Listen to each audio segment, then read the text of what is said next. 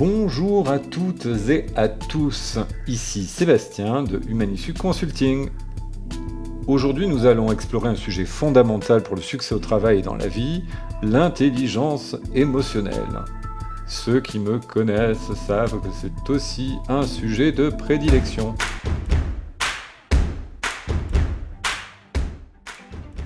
Savoir gérer ses émotions et comprendre celles des autres est essentiel pour bâtir des relations professionnelles solides, inspirer ses équipes, mais aussi naviguer avec succès dans les environnements de travail complexes. Dans cet épisode, nous allons découvrir ce qu'est l'intelligence émotionnelle, pourquoi elle est si importante et comment vous pouvez la développer pour améliorer vos relations professionnelles. Alors commençons par définir ce qu'est l'intelligence émotionnelle. Popularisé par le psychologue Daniel Goleman dans les années 90, le concept d'intelligence émotionnelle, ou EQ pour Emotional Quotient, se réfère à la capacité de reconnaître, comprendre et gérer ses propres émotions ainsi que celles des autres. Selon Goleman, non pas Jean-Jacques, l'intelligence émotionnelle est composée de 5 éléments clés. La conscience de soi, la maîtrise de soi, la motivation, l'empathie et les compétences sociales. Alors que le QI, quotient intellectuel, est souvent considéré comme un prédicteur de la réussite scolaire, de nombreuses études ont montré que l'EQ, donc le quotient émotionnel, est un indicateur plus fiable du succès dans le monde professionnel. En fait, une étude de TalentSmart a révélé que 90% des employés les plus performants ont un niveau élevé d'intelligence émotionnelle, tandis que seulement 20% des personnes les moins performantes ont un quotient émotionnel élevé. Vous l'aurez sans doute deviné, mais bien évidemment, l'intelligence émotionnelle n'est pas en soi un concept nouveau, même si elle a gagné en popularité au cours de ces dernières décennies. Dans les années 1970, les psychologues Abraham Maslow et Carl Rogers, Abraham Maslow, rappelez-vous la pyramide de Maslow, ont souligné l'importance de l'empathie et de la communication authentique dans les relations humaines, des idées qui sont finalement au cœur de l'intelligence émotionnelle. Cependant, c'est donc dans les années 90, avec les travaux de Daniel Goleman, que l'intelligence émotionnelle a été reconnue comme un élément clé du leadership et de la réussite professionnelle. Goleman a montré que les leaders ayant un quotient émotionnel élevé étaient non seulement meilleurs pour gérer les relations au travail, mais aussi plus efficaces pour motiver et inspirer leurs équipes. Aujourd'hui, l'intelligence émotionnelle est considérée comme une compétence essentielle dans de nombreux secteurs, notamment dans le management, les ressources humaines et bien évidemment la vente. Un premier élément pour améliorer votre intelligence émotionnelle est de développer la conscience de soi.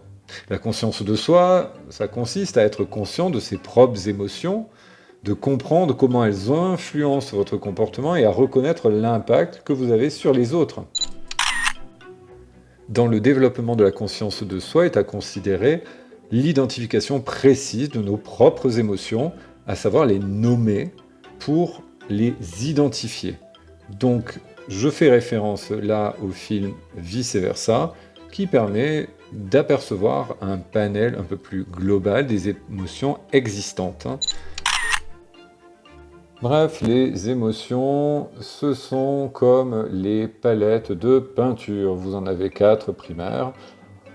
Et ensuite, en les mélangeant, vous obtenez des nuances dans ces émotions. La conscience de soi vise à être précis dans les émotions qui vous traversent et donc de pouvoir les comprendre et voir comment elles influencent votre comportement. Maintenant, prenons l'exemple de L'Oréal, où la conscience de soi est une compétence clé dans les programmes de développement du leadership. Les cadres de L'Oréal sont formés à utiliser des outils tels que les évaluations 360 degrés qui leur fournissent un retour d'informations sur la manière dont leurs émotions et comportements sont perçus par leurs collègues. C'est un peu l'équivalent de l'enquête de climat social. Cette prise de conscience permet aux leaders de mieux comprendre leurs forces et leurs faiblesses et de s'améliorer en conséquence. Les résultats ont été impressionnants chez L'Oréal en tout cas, puisque leurs leaders ayant un haut niveau de conscience de soi sont non seulement plus performants, mais ils ont également un taux de rétention plus élevé parmi leurs équipes. Alléluia. Pour développer votre propre conscience de soi, commencez par observer vos réactions émotionnelles dans différentes situations. Tenez un journal de vos émotions. et des événements qui les déclenchent, et réfléchissez à la manière dont ces émotions influencent votre comportement. Je vous invite également à identifier précisément le nom de cette émotion. Plus vous serez conscient de vos émotions, plus vous pourrez les gérer efficacement. La deuxième stratégie consiste à maîtriser la gestion de soi, c'est-à-dire notre capacité à contrôler nos impulsions émotionnelles et à réagir de manière réfléchie plutôt qu'instinctive. Il s'agit donc là d'agir plutôt que de réagir. La gestion de soi est essentielle pour éviter les réactions excessives, les conflits inutiles, et également pour maintenir une attitude positive, même dans des situations stressantes. On va reparler un peu de Michelin. Vous allez me dire, mais il n'a que cette entreprise à la bouche. Ce n'est pas faux, parce que pour moi, c'est une vraie étude de cas. Une entreprise comme Michelin est connue pour sa culture de la patience et de la réflexion. Chez Michelin, les dirigeants sont formés à ne pas réagir impulsivement aux défis et aux conflits. Au lieu de cela, ils apprennent à prendre du recul, à analyser la situation et à répondre de manière calme et mesurée. Cette approche a permis à Michelin notamment de maintenir un environnement de travail plutôt stable et de prendre des décisions stratégiques judicieuses, même en période de crise. Pour améliorer votre propre gestion de soi, essayez des techniques de relaxation telles que la respiration profonde.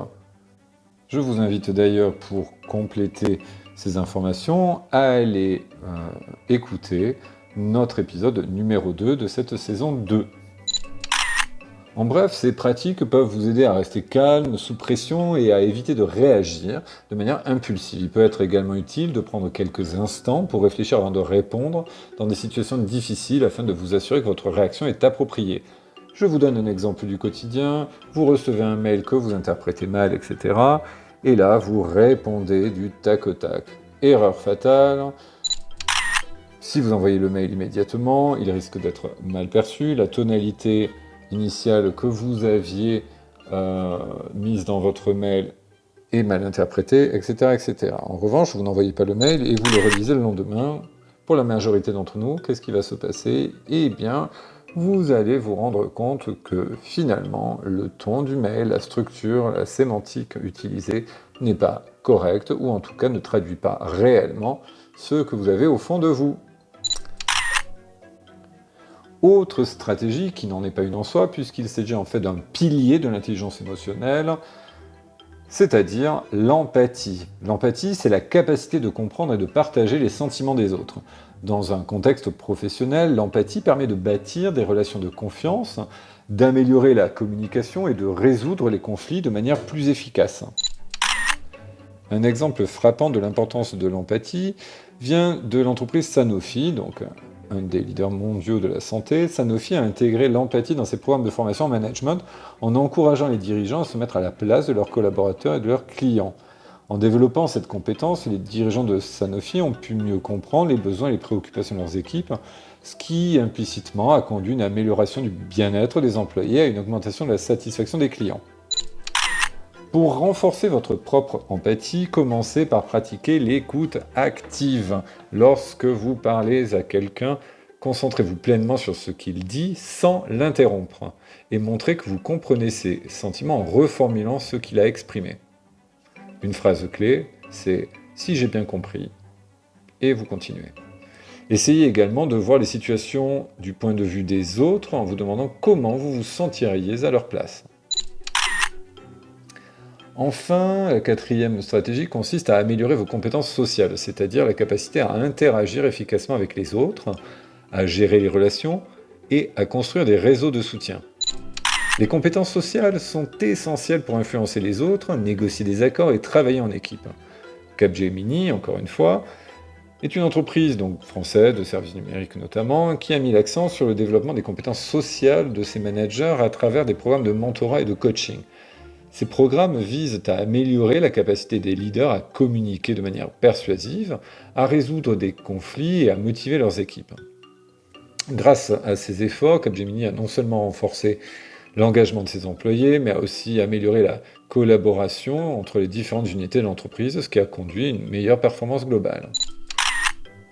Pour améliorer vos compétences sociales, je vous invite à travailler sur votre communication verbale et non verbale, dont vous pourrez retrouver les détails dans l'épisode 10 de cette saison 2. Assurez-vous également que vos messages soient clairs, concis et adaptés à votre auditoire. De plus, développez votre réseau professionnel en participant à des événements, en rejoignant des groupes professionnels et en construisant des relations de confiance avec vos collègues. Pour conclure, l'intelligence émotionnelle est une compétence clé pour tout leader ou professionnel souhaitant exceller dans son domaine. En développant la conscience de soi, en maîtrisant la gestion de soi, en renforçant l'empathie et en améliorant vos compétences sociales, vous pourrez non seulement améliorer vos relations professionnelles, mais aussi inspirer et motiver vos équipes de manière plus efficace. Je vous remercie d'avoir suivi cet épisode de 2 minutes pour. J'espère sincèrement que ces stratégies vous aideront à développer votre intelligence émotionnelle et à améliorer vos relations au travail. N'oubliez pas de vous abonner pour ne pas manquer les prochains épisodes et de consulter nos vidéos courtes sur LinkedIn et YouTube pour des conseils pratiques et rapides. Si vous souhaitez avoir davantage d'infos comme notre bibliographie par exemple, n'hésitez pas à nous envoyer un petit message sur info@humanissu.fr ou consulter notre site www.humanissu.fr. Sur ce, je vous dis à très bientôt pour une nouvelle exploration des compétences essentielles pour les leaders d'aujourd'hui.